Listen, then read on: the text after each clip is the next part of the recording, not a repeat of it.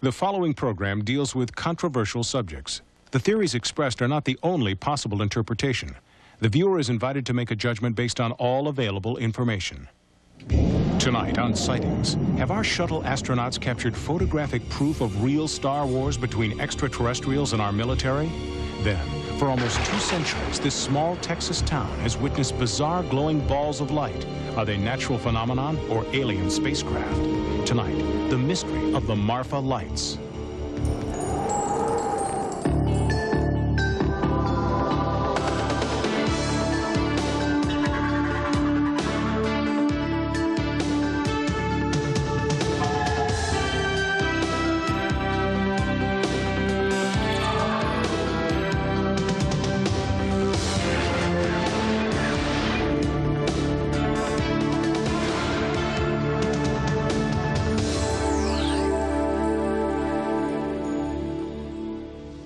Welcome to Sightings. I'm Tim White.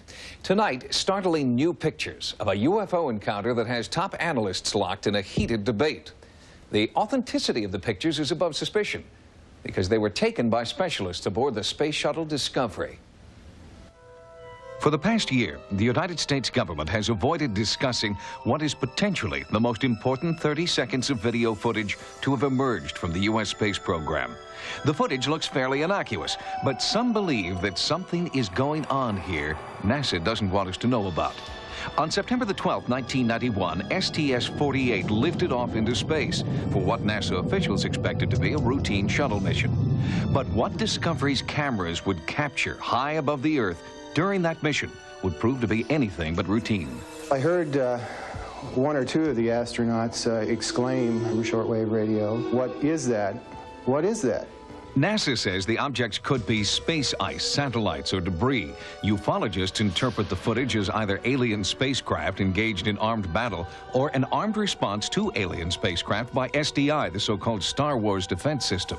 This particular day, they're flying over the Philippines. You'll see what looks like stars in the sky, and then you'll see these objects off to the right of the screen. Within a couple of minutes, you will see an object come out of the clouds to the north part of your screen, and it's heading to the north-northwest. In about 4 or 5 seconds, you'll see a flash in the lower left-hand corner of the screen, and then you'll see a streak of light go by that object. Just missed it there, and one in the lower right-hand corner of the screen. What's being enacted up there is basically a contact with an alien civilization, and that those particular craft are not from here. The flash that we're seeing is probably a mechanism of Star Wars. Is this finally concrete proof that we're being visited by intelligent light from another planet? Space industry officials answer with an emphatic no. A lot of things we see on the pictures from space are things we're used to seeing here in the control center down here in Houston. They're ordinary events that surround the spaceship. Pieces coming off, water dumps, pieces of ice, insulation. They're just little pieces 10, maybe 20 feet away from the camera. And as they're flowing across the field of view of the camera, there's a flash of light as one of the maneuvering jets on the shuttle fires under autopilot control. Anything floating out there is like opening your door on a windy day and watching the dust in your house blow out. The burst of gas from the jet pushes these little pieces of debris, and off they go. If that is true, why doesn't the horizon line and the curvature of the Earth's latitude change when that rocket fires in the upper left quadrant or to the west side? And NASA's explanation defies the laws of physics, according to University of Nebraska at Omaha physicist Dr. Jack Kasher. NASA's claim is that these are all pieces of ice, and that this flash down here was an attitude rocket adjuster to adjust the position of the shuttle, so it's going to push it in a certain direction, and the exhaust came up like this. Well, if that happened, then the particles should move up in this direction. Those two pretty well fit that scenario, but I have a real problem with the rest of them because, first of all, this one just starts here and continues on down this way, just straight the whole time. Now, that's the wrong direction for an exhaust in this direction, too. So I really have a lot of trouble seeing how you could make an explanation like that work. Analysis by aerospace propulsion expert David Froning refutes NASA's belief that the objects are conventional spacecraft. Its behavior doesn't look like a normal orbital debris. To make a turn like that in a conventional vehicle would just be impossible. And to do that, you really have to actually warp and twist space. These certainly do appear to be objects that are intelligently controlled. NASA has issued several statements insisting the UFOs are chunks of space ice, but they refuse to comment on 2 additional sightings that occurred later in the mission. Here, one object is intercepted by a rocket-like projectile. The object continues as more projectiles pass. Later, on the dark side of the Earth, another object comes into view. Soon, a second, faster-moving object nearly collides with the first, then continues out of frame. What if, then, they were extraterrestrial craft? Well, then, there are some very scary things happening here. Was it some kind of a missile that we were firing at them with? And if that's the case, then why did we do that? It implies we're prepared to do that we're almost expecting to encounter these things, and then we're hostile to them. Is our military prepared to launch offensive strikes against incoming UFOs? Government officials won't respond. It's not a question of whether there is a government cover-up about UFOs. There is. It's the most highly classified topic in all the government and military. Has the military secretly developed SDI beyond public knowledge, despite their denials? There have been developments for the Space Defense Initiative of particle beam systems that could have particle beams with the kinds of speeds that we saw going straight up into space. And if that is the case, why are we shooting at them? It implies that we expected to see them and that we were ready to shoot, and then we did shoot, so we considered them hostile. You can look at these kind of lights and these kind of reports of the flying saucers coming around our spaceships. In terms of exploration, this is very traditional. These are our sea serpents. These are our mermaids. 500 years ago, when Columbus's ships went out and the men peered off at the horizon, they could see little things on the horizon. They would misinterpret them or interpret them in different ways or incorrect ways, and come back and tell stories. We're getting into the same sort of phenomena here. Well, first of all, a death ray or a laser beam that's in a Hollywood movie shows up as a flash of light and a crash and a thunder and so forth. That's Hollywood.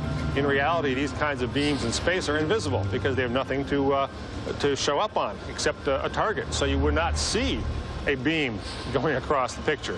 James Oberg has devoted the last 18 years to aerospace research. Although Oberg insists he is an independent analyst, some ufologists believe he's part of a secret government conspiracy to debunk all UFOs. It's a bit too trite and a bit insulting to the intelligence of the average American to say, you know, it's something to do with space folklore or space debris. Let's not forget that these people are not some kind of UFO organization speaking for 10,000 scientists out there. These are a couple of very far out people who are not even accepted in the UFO movement. Is this merely ice from the space shuttle? Secret weapons testing the military won't disclose? Or is this finally proof that we're not alone in the universe? It's only a matter of time, but I would wager by 1995 this will be common knowledge, and the fact that extraterrestrials are here will be accepted by everybody. For a further perspective on the space shuttle footage, we've asked University of Nebraska at Omaha physicist Dr. Jack Kasher to join us. Dr. Kasher, thanks for coming in. Appreciate your time. What evidence can you cite, sir, that those lights that we saw on the tape aren't conventional satellites? Well, I think the strongest evidence for me is I sat down and I put a transparency in front of the television set, and I tracked 8 of those objects both before and after the flash. And the main one did cut up sharply to the right, apparently in response, if you would believe the ice theory, of an attitude adjuster rocket down here that would push it up with its exhaust. 2 of the 8 objects did that. 4 just continued, didn't react. 2 went up and to the left, which is the wrong direction. And I've looked at that 50, 100 times. I just can't reconcile that in my own mind. Have you been ostracized at all by the scientific community for holding these particular beliefs? Not really. You'd be surprised at the physicists that have come up after they've heard me speak about UFOs and say they're really surprised that there is evidence that is at least plausible that these things are real. You sort of went out on a limb, Dr. Kasher. You said that by 1995 these kinds of sightings would be commonplace. Why 1995? Do you know something the rest of us don't? Well, I do have some contacts that have given me some information, and I think I base some of it on that. But I think that there is a groundswell of interest in UFOs. People are being more open about the sightings that they have had. And that just builds up. And eventually, what are you going to do when your friends tell you they have actually seen flying saucers hovering above their houses? After that happens to you a number of times, you just have to start believing some of it. Dr. Kasher, have you seen a UFO yourself or anything that would lead you to personally believe that they're out there? Well, I haven't seen anything as spectacular, say, as a flying saucer, but I have seen lights in the sky that behave in a strange way that you couldn't explain in terms of normal airplanes. And I do teach astronomy. I know where the constellations are and what meteors are, so I can differentiate between those things. And the objects that I saw were not airplanes, and I'm not really sure what they were. Dr. Jack Kasher, thank you very much. And we will be back with more sightings in just a moment. Coming up next, what are these bizarre glowing balls of light? Some say natural phenomenon, some say alien spacecraft. We investigate the mystery of the Marfa lights. Astronomers know what causes the aurora borealis, those spectacular multicolored curtains of light known as the northern lights. But there is also another lesser-known light phenomenon occurring in the night skies all over the world, and it has continued to defy explanation for almost 2 centuries. Started out very slowly, but very brightly. There was a single bright yellow light. It was brilliant. The closer it got, it changed to a kind of a silvery green orb. It seems to dance or move in a rhythmic way. And then they go up into the sky, and when they're up there, well, they just have a big party up there. They weren't hostile. They were very, very friendly, it seemed. They didn't chase us. They didn't descend on us, and they were soft in color. Yellows, soft greens, blues. I don't think there's any question about it. The lights are there. Marfa, Texas is a small town southwest of El Paso. For the past 150 years, residents, visitors, and scientists have all looked into the night sky and seen dazzling multicolored lights dubbed the Marfa lights. Reported sightings date from Apache accounts in the early 1800s to the Wall Street Journal in 1984. I think they're Satan's people, tell you the God's truth. They're ghost lights, and it's ghosts. It was just eerie to me. Nobody else was afraid, but I was afraid. Lifetime resident Vern Campbell took these photographs of the lights using time-lapse photography. And I saw this light coming across the area and moving toward the power line. And I assumed that it was following the power line toward me, and I stood transfixed. As a matter of fact, I was scared, very badly frightened. I don't know what they are. I don't claim to know. I'm not sure I even want to know, but I know that they do exist. In America, there are at least 100 zones that are regularly haunted by these curious light phenomena. One of the most famous places is Marfa. Paul Devereaux is a London-based earth sciences researcher who believes geology holds the answer to the Marfa lights. These lights, nobody knows what they are. They're rather exotic phenomena. They're not UFOs, they're not flying saucers. They're somehow produced by the Earth itself. Right now, an international team of scientists is in Marfa seeking an explanation to the light phenomenon. The team is headed by one of the top physicists in the world, Yoshihiko Otsuki. This is a research work on the fireball, so-called Marfa light. We believe this is a kind of natural phenomena. Natural phenomena means this is some kind of atmospheric electricity. The team has established a base camp just north of the official viewing site open to the public. State-of-the-art atmospheric technology has been flown in and set up. All manner of recording devices are also in place. Since the team does not know the true source of the Marfa lights, they also acknowledge the spiritual. A Buddhist priest performs a ritual he believes will summon the lights. Early in the investigation, the team was frustrated. The lights did not appear. We watched and watched, but nothing we obtained, nothing filming. nothing eyewitness observation. So we was very disappointed. Mission specialist Ed Hendricks tried out new detection devices while the team waited. Hendricks' obsession with the Marfa lights began on February 2nd, 1991, when he had his first sighting. I was flabbergasted. I don't think I've ever been the same since. I've been fascinated and almost obsessed by it, trying to figure out what could possibly do something like that. Hendricks specializes in the science of spherics, the study of the sounds of the atmosphere. He has previously recorded strange sounds which accompany the appearance of the Marfa lights. They're long, kind of descending pitch signals that sound something like.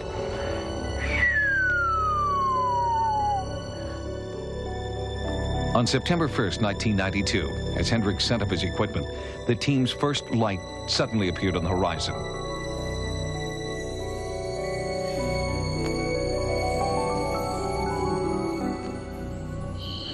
Wow. There it is, it's going again. It's flickering, wow. It's got different colors. It's got red and yellow, and it's flashing. It's flashing very rapidly. Looks almost like a firefly. It's very bright now. It's getting brighter, and it looks a little bit red. It's dividing in two. The two pieces are moving apart. There they go, and they're getting real close, and they've crossed again, and they're just continuing this. They're going back and forth, swinging back and forth, and they're doing this as though this is what I think people mean when they say that the lights are doing a dance. I think they're gone. I think that's all. What are these dancing, multicolored lights? While this investigative team searches for an answer, other scientists say the lights are nothing more than the headlights of cars traveling on nearby Route 67. I don't believe there are any facts to support the myths. We cannot say that there's no manifestation of the devil or flying saucers or Indian ghosts, but there are no facts to represent that. There are some facts to indicate very strongly that what most people see are car lights on Highway 67. There are people who are skeptical about the Marfa lights and who believe that what everybody sees are car headlights, and indeed many people do see car headlights and assume that they're Marfa lights and believe that. But even the most serious skeptic, the people who attribute all of the phenomenon to car headlights, could not possibly have seen what we saw and conclude that they were looking at car headlights, because cars could not be made to do what we saw those lights do. And with the sightings dating back to the early 1800s, car headlights must be ruled out in those cases. Right now, I don't know what they are, and I'm continuing to work on that. I have some more years left, and all that time I'm going to continue to look at it until I figure it out. We have no facts that illustrate that it's anything beyond the natural. For the people who live in Marfa, the parade of scientists and specialists who work here are just part of life. And so too are the Marfa lights that they have witnessed their whole lives and explain in their own way. It's just there. And it's been there all these many years. And with all these people trying to find what it is, I don't think they will, and I hope they don't. It would be nice just to remain the Marfa mystery light. The problem with understanding the Marfa lights is not that they can't be explained, but that there are so many explanations. Theories range from UFOs to headlights to weather anomalies like ball lightning. Some even suggest that the lights are jackrabbits who brushed up against phosphorescent vegetation. But so far, all these theories remain unproven. Coming up next, in a special sightings update from Wisconsin, this man captured a bizarre image with his Polaroid camera that many believe is a ghostly apparition. According to the most recent Roper poll on the paranormal, 18.5 million Americans report having seen a ghost. One of those people contacted us with a remarkable photograph that he took near his home in Hayward, Wisconsin. Northern Wisconsin is a freshwater fishing paradise, and some say a haven for ghostly apparitions. Skeptics dismiss these stories as folklore designed to lure tourists. But eyewitness accounts are plentiful, and now potential hard evidence has surfaced, an intriguing photograph. I looked up, and here I see this white figure above the tree line, and it's slowly descending towards the trees. Al Denninger has been a fishing guide through the waters of the Chippewa flowage for 17 years. He knows these waters like the back of his hand. But last October, he saw something he couldn't explain. You could see it actually pass through the trees and slowly descend right above the shoreline. And the object was 10, 12 feet tall. I took one picture with the Polaroid. Slowly, this object moved down the shoreline that way, towards the west. Moved about 50 yards, stayed there maybe 10, 15 seconds, and slowly ascended right straight up into the sky and was gone. Denninger claims he photographed this apparition of a human form floating above an area locals call Ghost Island. Later, he had his photograph enlarged for better analysis. I had the original looked at by a photo expert. He says, first of all, you can't dupe up a Polaroid. He says, well, I can't tell you what it is, but whatever it is, it's really there. When word of Denninger's photo got out, more eyewitnesses came forward, claiming they'd also seen the apparition. Two young men were fishing there at midnight, and one of them saw a white-robed figure about 8 feet from the ground, sort of floating among the graves. Al sent them the picture, and they called up and says, that is what we saw. Stories of discontented spirits haunting Ghost Island have existed since Wisconsin's Chippewa River was dammed in the 1920s, causing floodwaters to engulf the island's historic cemetery. Most of the graves were moved to higher ground, but locals worry about the plots that were left behind. Could the apparitions be restless souls searching for their displaced loved ones? I've always had an open mind, and I've always figured that you're a little naive to think you're probably the only one in this universe, but whatever I saw, it definitely wasn't from anything I've ever seen before. If you photographed or videotaped what you believe to be a ghost, or if you had an encounter with the paranormal, our Sightings investigative team wants to know. To report your sighting, call 1-900-740-SIGHT. That's 1-900-740-SITE. Each call 75 cents a minute. Average call lasts 2 minutes, and you must be 18 years or older. Again, to report your paranormal experiences, call the Sightings hotline at 1-900-740-7483. On the next Sightings, a satanic deliverance gets out of control. She began to punch, to kick, to bite. And leaves this woman maimed and bloodied. Was it an overzealous exorcist or the demon himself? On the next Sightings. Join us next time for new investigations into the unexplained. For Sightings, I'm Tim White. Good night. Coming up next, Fox's Friday Night Search Party continues with an all-new episode of the only crime series where you, the viewer, uncover the clues, Likely Suspects.